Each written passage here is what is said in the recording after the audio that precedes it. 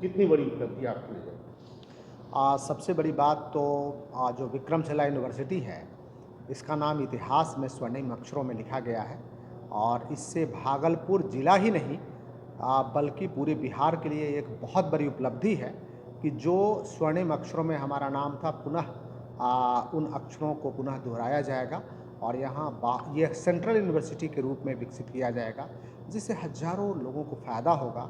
और इसके अलावे जो आसपास के लोग हैं, भागलपुर है या उसके आसपास के क्षेत्र के लोग हैं, इन इन यहाँ एंसिलियरी इंडस्ट्रीज़ भी डेवलप करेगी, लोगों को काफ़ी हज़ारों की संख्या में रोज़गार मिलेगा और सबसे बड़ी बात है कि एक अलग वातावरण उत्पन्न होगा, शिक्षा का वातावरण उत्पन्न होगा, इसमें बहुत लोगों को फ़ायदा होगा। मैं समस्त भागलपुर वासियों को इसके लिए शुभकामनाएँ देता हूँ, बधाई देता हूँ। कितनी राशि अधिग्रहण के लिए आवंटित है? राशि करीब 89 करोड़ रुपए की राशि अभी अब ये कर्णांकित की गई है और हम लोगों ने सारा प्रपोजल जो निर्देशानुसार तैयार करके रखा हुआ है, तो शीघ्रातिशीघ्र इसको डिपार्टमेंट को सेंट्रल गवर्नमेंट की कैबिनेट में शायद इस बात की चर्चा है, जो ग्रीनफील्ड एयरपोर्ट है उसमें भागलपुर और राजगीर का नाम शायद शामिल हो गया है। विशेष उन बिंदुओं पे मैं चर्चा नहीं करना चाहूँगा, लेकिन हम लोगों ने जो ज़मीन है उसको चिन्हित कर रखा है और फिर जो अथॉरिटी है अथॉरिटी का जो भी निर्देश होगा कि जिस डायरेक्शन में एयरफील्ड को बनाना है, उस जिस डायरेक्शन में निर्देश होगा उसके आलोक में सारी चीज़ें चिन्हित की जा चुकी हैं, फिर डिपार्टमेंट को पुनः प्रपोजल भेजा जाएगा। जो गौशाला समिति है उन लोगों का कहना है कि भाई हम लोग जमीन देने को तैयार हैं, लेकिन कोई किसी तरह का अनुरोध उन लोगों के पास आप लोग की तरफ से नहीं पहुंचा। नहीं, हमारे एसडीओ ने उनसे अनुरोध किया भी है और यदि एसडीओ ने, वैसे तो मुझे खबर है और मैंने एसडीओ से बात भी किया था, उन लोगों ने अनुरोध किया भी है। यदि उन्हें लगता है तो मैं आपके माध्यम से उनसे अनुरोध कर रहा हूँ कि बिल्कुल मेरा अनुरोध है और ये भागलपुर में यदि एयरपोर्ट डेवलप होता है तो इस इलाके के लिए बहुत बड़ा विकास का काम होगा और मैंने बताया जिन जिलों के बारे में, उन सभी जिलों से लोग यहाँ से मूव कर सकेंगे और भागलपुर जो हमारा पुराना वाणिज्यिक केंद्र रहा है, एक बड़ा कॉमर्शियल सेंटर रहा है, उसका पुनः जीर्णोद्धार होगा और भागलपुर को उसी तरीके से उड़ान मिलेगी, इसके विकास को उसी तरीके से। बिहार में वन महोत्सव के अंतर्गत राष्ट्रीय सेवा योजना के तत्वाधान में पौधारोपण कार्यक्रम किया गया।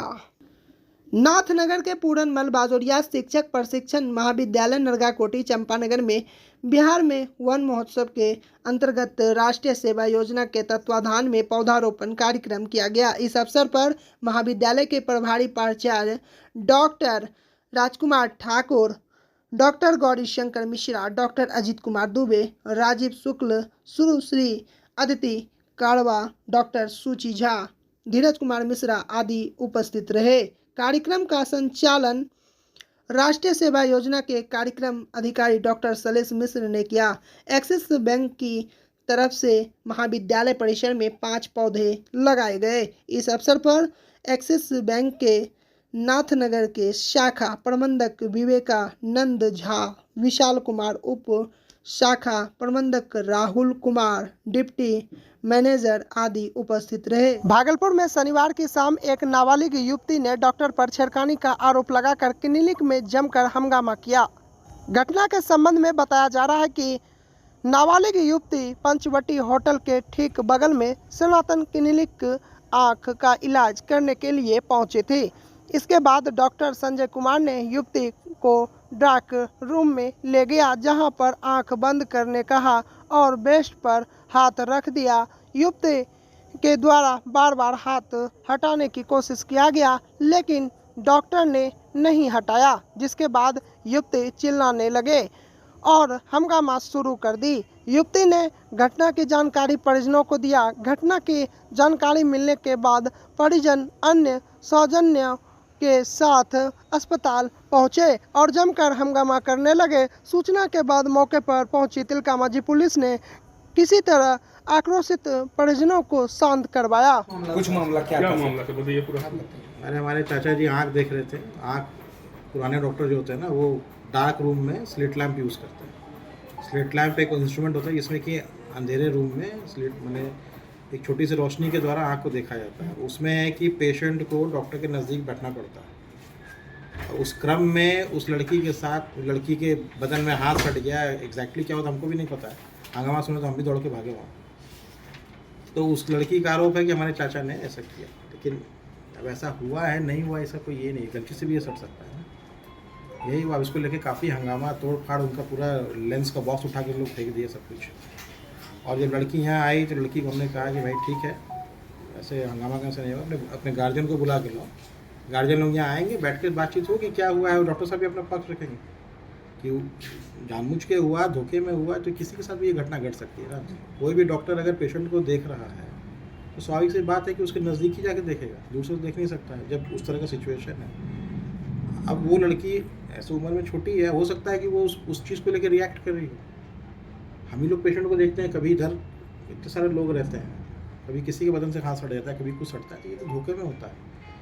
लेकिन इस चीज़ को लेके कैसे कोई निष्कर्ष निकाल सकता है कि जिन्होंने जानबूझ के किया या क्या किया, जो भी हुआ इसको बैठ के शांतिपूर्वक ढंग से सुलह करना चाहिए। तो इस तरह से लोग हंगामा कर रहे हैं आकर,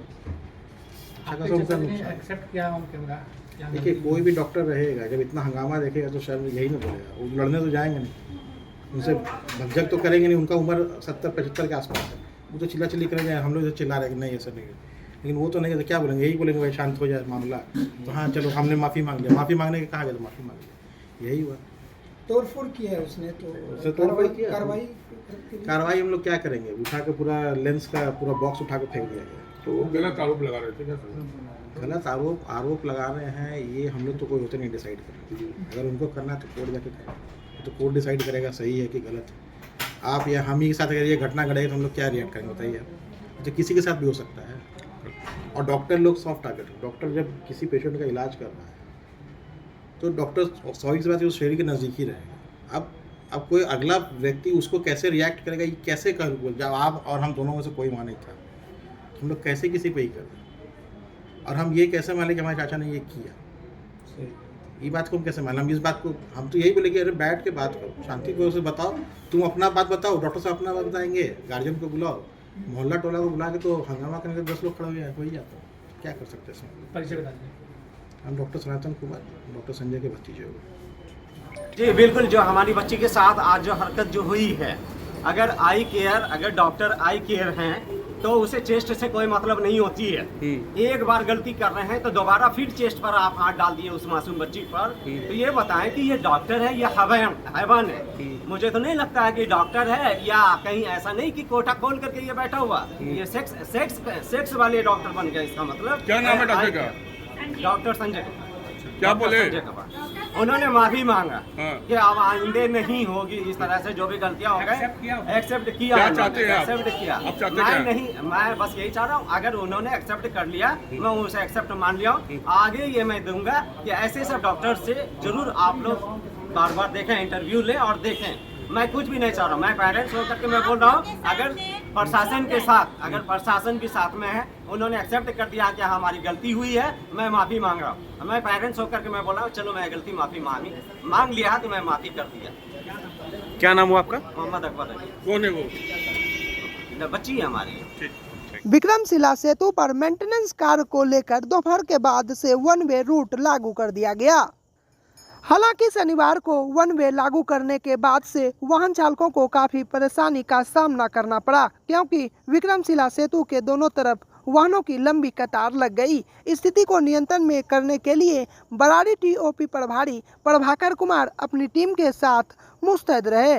बराड़ी टीओपी प्रभारी ने बताया कि विक्रमशिला सेतु पर बन गए गड्ढे को भरने के लिए मेंटेनेंस का काम किया गया है, इसी कारण से वन वे लागू किया गया था ताकि जाम में कोई वाहन नहीं फंसे। उन्होंने बताया कि रविवार को श्रावणी मेला को लेकर कांवड़िया काफ़ी संख्या में घाट से जल लेकर अलग अलग जगहों पर जाएंगे। ऐसे में रविवार तड़के 4 बजे के बाद से शाम तक विक्रमशिला सेतु पर भारी वाहनों के प्रवेश पर रोक रहेगी। इसके लिए तैयारी पूरी कर ली गई है। बराड़ी थाना अंतर्गत जेवर सफाई के नाम पर ठगी करने वाले 2 युवक गिरफ्तार एवं एक विधि विरुद्ध बालक निरुद्ध तथा घटना में प्रयुक्त बाइक बरामद। बराड़ी थाना क्षेत्र के सुर्खीकल की एक महिला के द्वारा बराड़ी थाना में एक आवेदन दिया गया, जिसमें उल्लेख किया गया कि 3 युवक जेवर सफाई के नाम पर 2 झुमका ठग कर भाग गए। इस मामले में त्वरित कार्रवाई करते हुए सीसीटीवी फुटेज के आधार पर घटना में प्रयुक्त बाइक 15,000 रुपये एवं 3 मोबाइल बरामद किया गया तथा 2 युवक को गिरफ्तार तथा एक विधि विरुद्ध बालक को निरुद्ध किया गया। दोनों युवक की पहचान सबौर थाना क्षेत्र के प्रेम नगर निवासी सागर कुमार एवं श्रवण कुमार और विधि विरुद्ध बालक के रूप में हुई है। इस संबंध में बराड़ी पुलिस ने बताया कि अग्रतर कार्रवाई की जा रही है। नाथनगर के गणपत राय सलरपुरिया सरस्वती विद्या मंदिर नरगा कोटी की प्रांगण में कक्षा अरुण से द्वादश तक के भैया बहनों द्वारा गुरु पूर्णिमा उत्सव मनाया गया।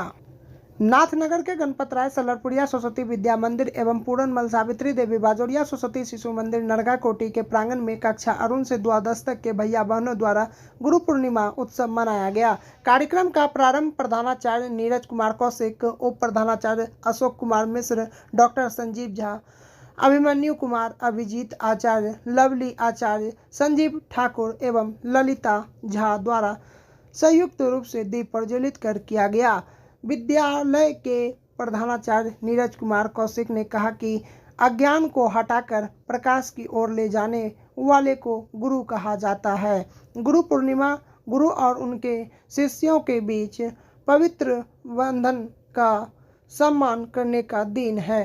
यह हमारे जीवन में ज्ञान, बुद्धि और मार्गदर्शन के महत्व की याद दिलाता है। मधुसूदनपुर पुलिस ने सूचना के आधार पर हल्ला हंगामा करते हुए 3 शराबी को बलुआ टोला से किया गिरफ्तार।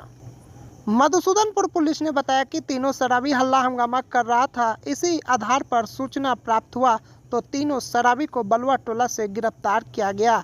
तीनों शराबी की पहचान मधुसूदनपुर थाना क्षेत्र के बलुआ टोला निवासी बबलू मंडल, विलास मंडल, पप्पू मंडल के रूप में हुई है। उसे थाना पर लाने के बाद ब्रेथ एनालाइजर मशीन से जांच के उपरांत तीनों शराबी को शराब पीने की पुष्टि हुई है। मधुसूदनपुर थाना अध्यक्ष सफदर अली ने बताया कि मधुसूदनपुर थाना में मद निषेध उत्पाद अधिनियम के तहत मामला दर्ज कर तीनों शराबी को न्यायिक हिरासत में भेज दिया गया।